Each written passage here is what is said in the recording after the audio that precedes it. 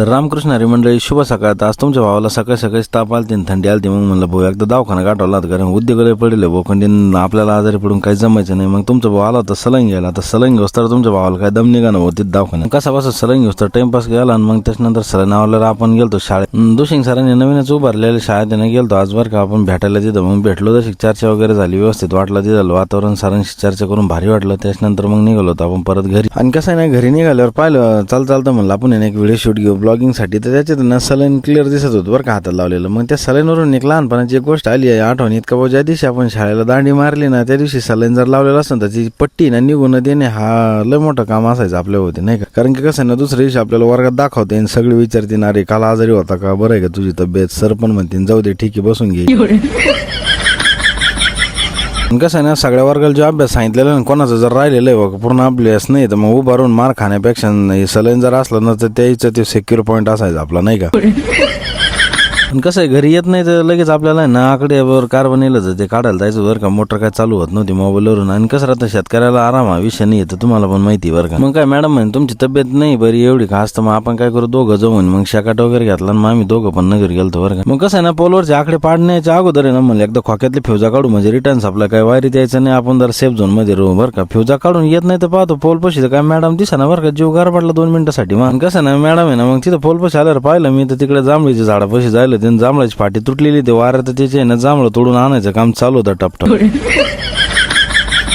आणि कसं आहे ना ज्याची जांभळी आहे ना त्याला काही विचारलं नव्हतं बरं का, कारण त्यांचा मालक आहे तिथं काही कोण नव्हतं. पण मॅडम आहे ना गारपडलेलं होतं बरं का, जांभळे आणले ते ओटी भरून साडीत. आणि तसं पण जांभळीवाल्याने ना ब्लॉग जरा पाहिलं ना तर त्यांना माहिती नव्हतं बरं का. पण आता आम्ही हातानं माहित करून दिलं, पण काय हरकत नाही बरं का. ते बी मनानं मोठे माणसं तिथं काही विषय नाही. तिथं मॅडम नाही ना मग ओटीभर जांभळं आणले ते गोळा करून. म्हणलं आता काय अडचण नाही, सायनात रागवण्यापेक्षा आपण पण सहभागी होऊ. आणि कसं ना जांभळं पाहिल्यावर तुमच्या पण तोंडाला पाणी आलं असं बरं का, तिथं काही विषय नाही. मग कसं आहे ना म्हणलं सायनात कामाचं थोडंफार मागं पुढं होईन, पण जांभळं संपून जाते त्याच्या अगोदर 2-4 जांभळं आपल्याला वाटेला येणार ते खाऊन टाकू म्हणलं बरं का. तिथं काय विषय नाही, 1 नंबर क्वालिटी ते बरं का जांभळाची. कसं आहे ना मॅडमला माहिती होतं बरं का हे काय रागवणार नाही बरं का. मग हक्कानं गेली जांभळं घेऊन आली ते बरं का, त्याच्याबद्दल काय अडचण आहे. आणि कसं राहतं ना तुम्हाला माहिती माझा स्वभाव पाहण्यासारखा आहे बरं का. सगळ्या गोष्टी वेळोवेळी केल्याच पाहिजे माणसानी. हो काय मग स्ट्रिक राहण्यात काय मजा नसते नाही का. मग काय तिन्ही आकडे एकदा ना पाडून घेतले बरं का. तर तिन्ही आकडे चेक केले त्याच्यात आणि एका आकड्याला जर जास्त कार्बन होतं 2 लाख कार्बनचा काही विषय नव्हता बरं का. मग जो एक आकडा नाही तो कट वगैरे केला, पॉलिश पेपरनं घासला विसला, दुसरी तार टाकली आणि टाकाटमध्ये करून ओके करून आकडे टाकून दिले. मग काय मोटर दळून दिली बरं का. आणि घरी ना जाणाराला पाणी भराय पुरते चालू करायची होती. मग म्हणलं आता घरी जाऊन परत येण्यापेक्षा मग बसलो तिथं बरं का. मग उरलेलं जांभळं आहे ना मग म्हणलं आता मला पण दे म्हणलं मॅडमला म्हणलं. मग काय बसलो दोघं जोडीनं जांभळं खात नदीच्या कडावर बरं का. तिथं काय विषय आता 1 नंबर वातावरण होतं तिथं. बस मग काय घरी आल्यावर टपकन आवरून ठरल्या नियोजनाप्रमाणे आपण शांभूच्या भट्टीवर आलतो रील शूट साठी. वातावरण 1 नंबर होतं तिथं. आणि कसं आहे ना शांभू आमच्या ना चड्डी फ्रेंड आहे बरं का. लहानपणापासून जन्म जिथं झाला सोबत खेळलो वाढलो आतापर्यंत सगळे सोबतच आहे बरं का. तिथं काय विषय नाही. मग काय गप्पा रांगल्या नदीच्या काठाला आमच्या तिथं बसलं चर्चा सत्र राबीत. आणि मग त्याच्यानंतर आपल्याला जायचं होतं घरी. आणि कसं आहे ना टाइम सगळ्याच गोष्टीला वेळ दिला पाहिजे बरं का. आता इथून जाऊन आपल्याला ना गिन्नी आणायची जनावरांचा चारा काढायचं नियोजन बाकी होतं. पण मग घड्याळ टाइम पाहिलं म्हणलं सायनात आता निघावला बरं का. आता आमचे जोडीदार आहे ना शांभू यांची भट्टी बरं का. जर विटा जर कोणाला लागले असं ना 1 नंबर क्वालिटी तिथं संपर्क साधा त्यांच्यासोबत किंवा मला कॉल केला तरी चालेल, तुम्ही काय हरकत नाही. आणि कसं ना सोशल मीडियाचा जर जास्त नाद लागला म्हणून मला आज कधी भेट वाटतं घरचे वरती ना आता टाइम झाला बरं का. आता एक तर कडक मध्ये नवे कपडे घालून आपण रील शूट साठी आलतो. मॅडम म्हणून आता तुम्ही गावाला जायला सोडा रील काढायला इथं नवे कपडे घातले ते एक टेन्शन.